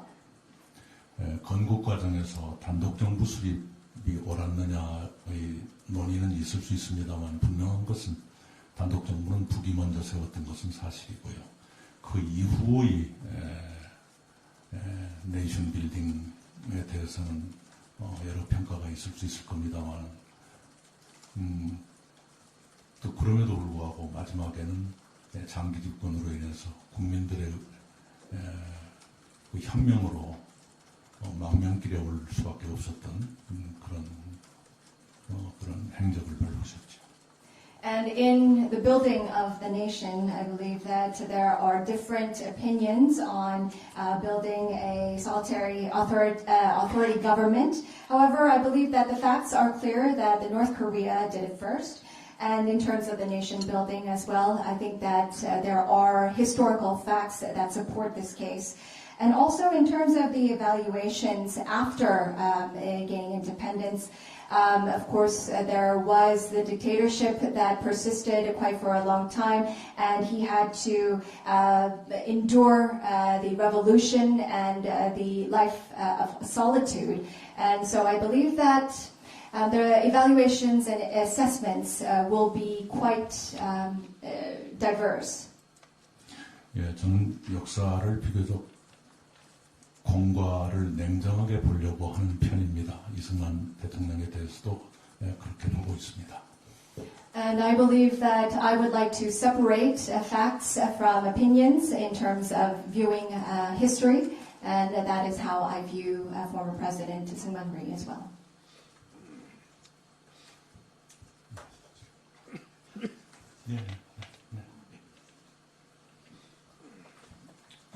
Hello, my name is Igor Ivanov, Russian news agency TASS. I have got a short, quick question. What is your position on the conflict in Ukraine? Do you support providing lethal arms to Ukraine? do you support providing humanitarian aid and reconstruction aid? Thank you. 네, 타스 매체에서 이고르 이바노브가 질문을 드리도록 하겠습니다. 우크라이나 현재 사태에 대해서 어떻게 생각을 하고 평가를 보고 계시는지요? 법적으로 그리고 공식적으로 무기를 지원을 하는 거에 대해서 그리고 인도주의적인 지원에 대해서는 어떻게 생각을 하고 계시는지요? 네, 우선 우크라이나가 러시아의 침략을 받고 지금 2년 넘게 전쟁을 계속하는 게 매우 가슴 아픕니다. First of all, I would like to state that Ukraine being invaded by Russia and this persisting on for over 2 years is very heartbreaking. 아시는 것처럼 한국도 이웃나라의 침략을 받고 고통을 겪었던 역사적인 경험을 가지고 있습니다.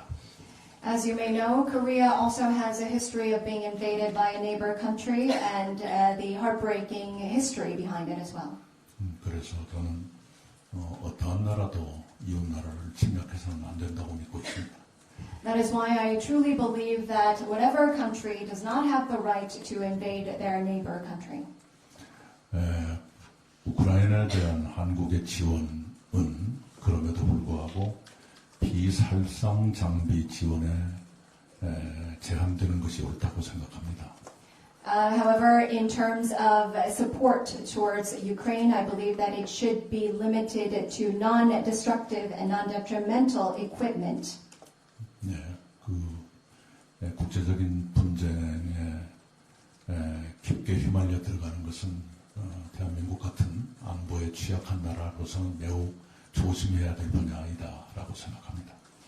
I believe that for a country like the Republic of Korea, we must be very cautious in terms of getting embroiled or involved in these kinds of international conflict situations.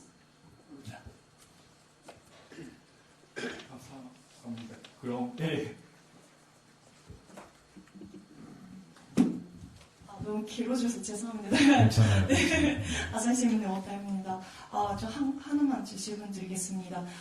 지금 개혁신당은 그 노인 무임승차 폐지라는 그 공약을 가지고 있는 한편, 그 이낙연 대표님은 오늘도 시니어 모델이시니 재승화님을 그 임명하셨듯이 그 양당의 그 정책 방향성은 좀 많이 틀어져 있는 것으로 좀 보이는데 그 이러한 그 개혁신당의 정책에 대해서 그 대표님 어떻게 생각을 하시는지가 좀 궁금합니다.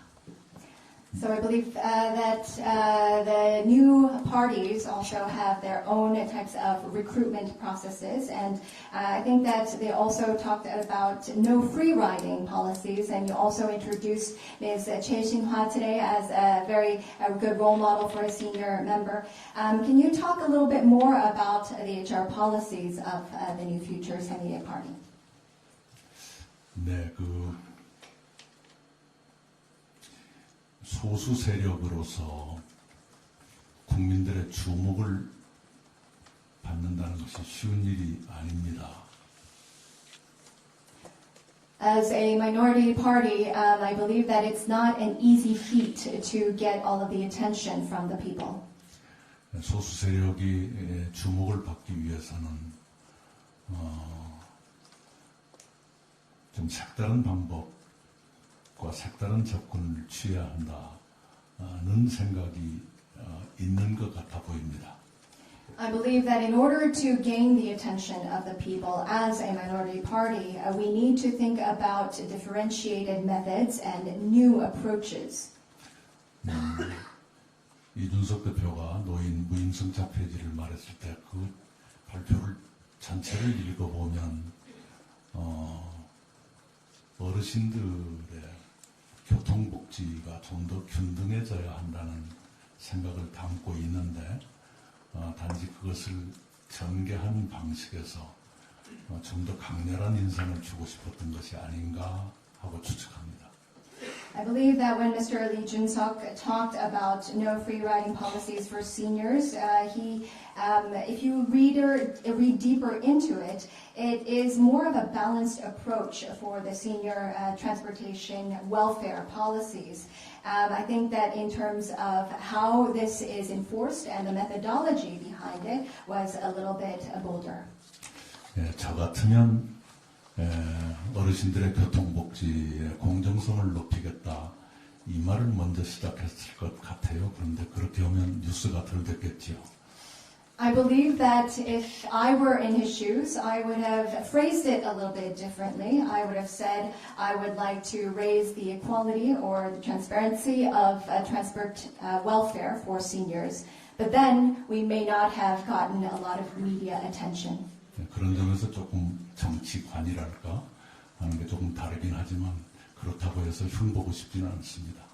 I believe that he and I have slightly different perspectives on politics, but I do not want to say bad things about the person when they're not here. 긴 시간 감사합니다. 그 대표님께서는 아무래도 그 한일 관계 전문가이시고 그 국무 총리 하셨을 때도 그 일본에 가시고 나서 그 한일 관계 개선에 노력하셨으니까 좀 제가 간단히 짧게 한 가지만 질문하겠습니다. 그 윤석열 정부에서는 그 징용법 문제, 재판 문제에서도 독자적으로 그 해결 방법을 제시했는데 원래 어떤 방법이 좋았었을까? 그리고 앞으로 한일 관계는 어떤 관계가 바람직하다고 생각하십니까? 그리고 그 다음에 마무리 말씀 부탁드립니다. So I believe that Mr. Lee, during his prime minister role, was also very interested and keen and had a passionate relationship with security as well as a relationship with Japan in order to mend and improve the relations with Korea and Japan. So as my role, I would like to ask two questions. First of all, I think that there are some policies and decisions made by the current incumbent President Yoon and his administration. Do you agree on this? And if you do not, please let us know on how better this should have been approached. And also, in terms of relations between Korea and Japan, how do you think that it should be mended further in the future? 네, 윤석열 대통령은 한일 관계를 개선해야 한다는 이유만으로 대한민국 대법원의 판결을 뒤집었달까 정부가 판결과 다른 결정을 했고요. 또 역대 정부가 취해왔던 입장과도 다른 입장을 취했습니다. I believe President Yoon Suk-yeol, as a means of improving Korea and Japan relations, I believe that I can phrase it this way: he has upturned or reversed the decision of the Korean Supreme Court, and the government has made its own decision. And I believe that he is going in a different direction of what former governments have taken. 그 결과로서 그 한일 양국이 선택했던 그 방식은 한국에게는 불만을 남기고 일본에게는 불안을 남긴 그런 결과가 됐습니다. 한국으로서는 국민들 사이에 뭔가 기분이 석연치 않은 상태의 불만이 남았고요. 일본으로서는 이 스탠스가 앞으로도 계속 지켜질까 하는 불안을 남기는 그런 상태가 되지 않았나 생각합니다. So in terms of both bilateral relations, due to the decision made by the Yoon administration, for the Korean people and the Korean public, it has laid a lot of complaints and distrust. And for the Japanese public, it has resulted in a lot of anxiety and nervousness. A lot of the Korean public are now discontent with the current decision, and a lot of the Japanese public, I believe, are quite nervous whether this will continue on in the future. 기억하시겠습니다만 문재인 정부 재임 중에 이른바 문희상안이라는 게 있었습니다. I'm sure that you are well aware of the Moon Hee-sang option during the Moon Jae-in administration. 그것은 강제징용 배상 여부에 대한 문제에서 한일 양국의 입장을 부분적으로 살리는, 그래서 명분을 나눠 갖는 그런 타협안이었습니다. And the contents of this was the comprehensive compensation for the enforcement during the Korean War. And of course, it was taking both sides accountable so that both governments would have a reason behind the comprehensive payback of the current history behind the enforcement. 그 당시에 저는 정부에 있었습니다만은 일본 측은 문희상안이 채택되기를 많이 원했었습니다. And at the time, I was a member of the administration, and a lot of the members of Japan and the Japanese government also wanted for the Moon Hee-sang option to be selected.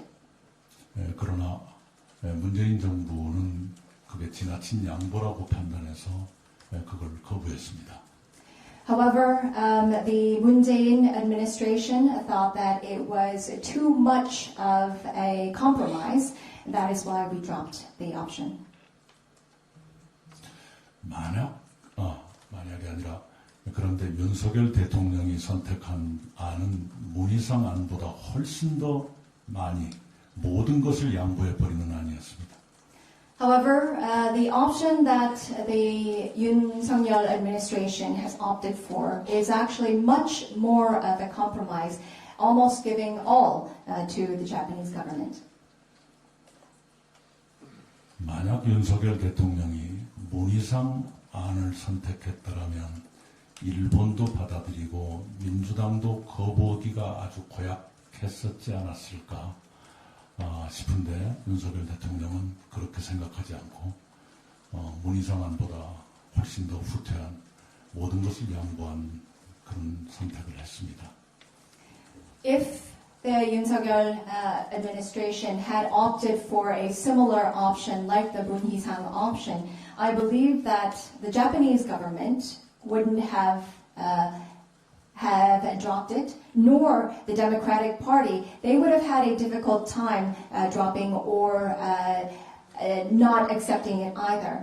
However, I believe that President Yoon and the incumbent administration has veered away, far more away from the Moon Hee-sang compromise, and they have compromised way more. 그래서 지금 누군가가 해야 할 일은 한국 측의 불만과 일본 측의 불안을 모두 없애주는 그런 그런 매듭이 필요하지 않나 생각합니다. I believe that now we are in search for the right person to come and of course, tie the knot between the two countries now to bridge the gap between the complaints that are rising from the Korean public as well as the anxiety that is arising from the Japanese public. 네. 예.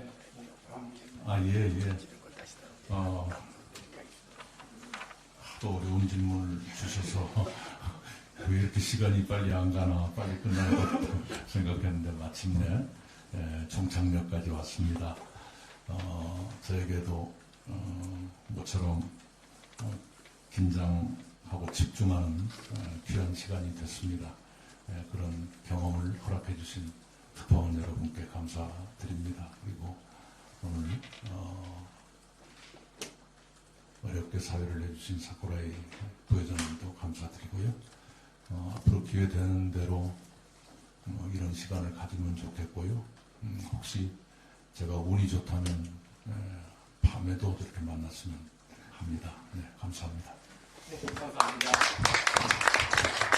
I believe that it is now time that it is now over. I had a lot of difficult questions. I kept on looking at the watch, thinking that time is going very slowly because of all of the difficult questions. But I believe that it was a great opportunity for me to be a little bit on my feet and to concentrate. Thank you for the great questions and the attention. And especially thank you to Vice President Mr. Sakurai Norio for the opportunity, as well as our journalists. And I would like to see you once again as time allows. And thank you very much. Thank you very much for your time. 우리 FMC에서 기념품, 간단한 기념품이 있습니다. 이거 비가 와도 눈이 와도 건강적으로 나가길 바란다는 뜻으로 우산을 전달하겠습니다.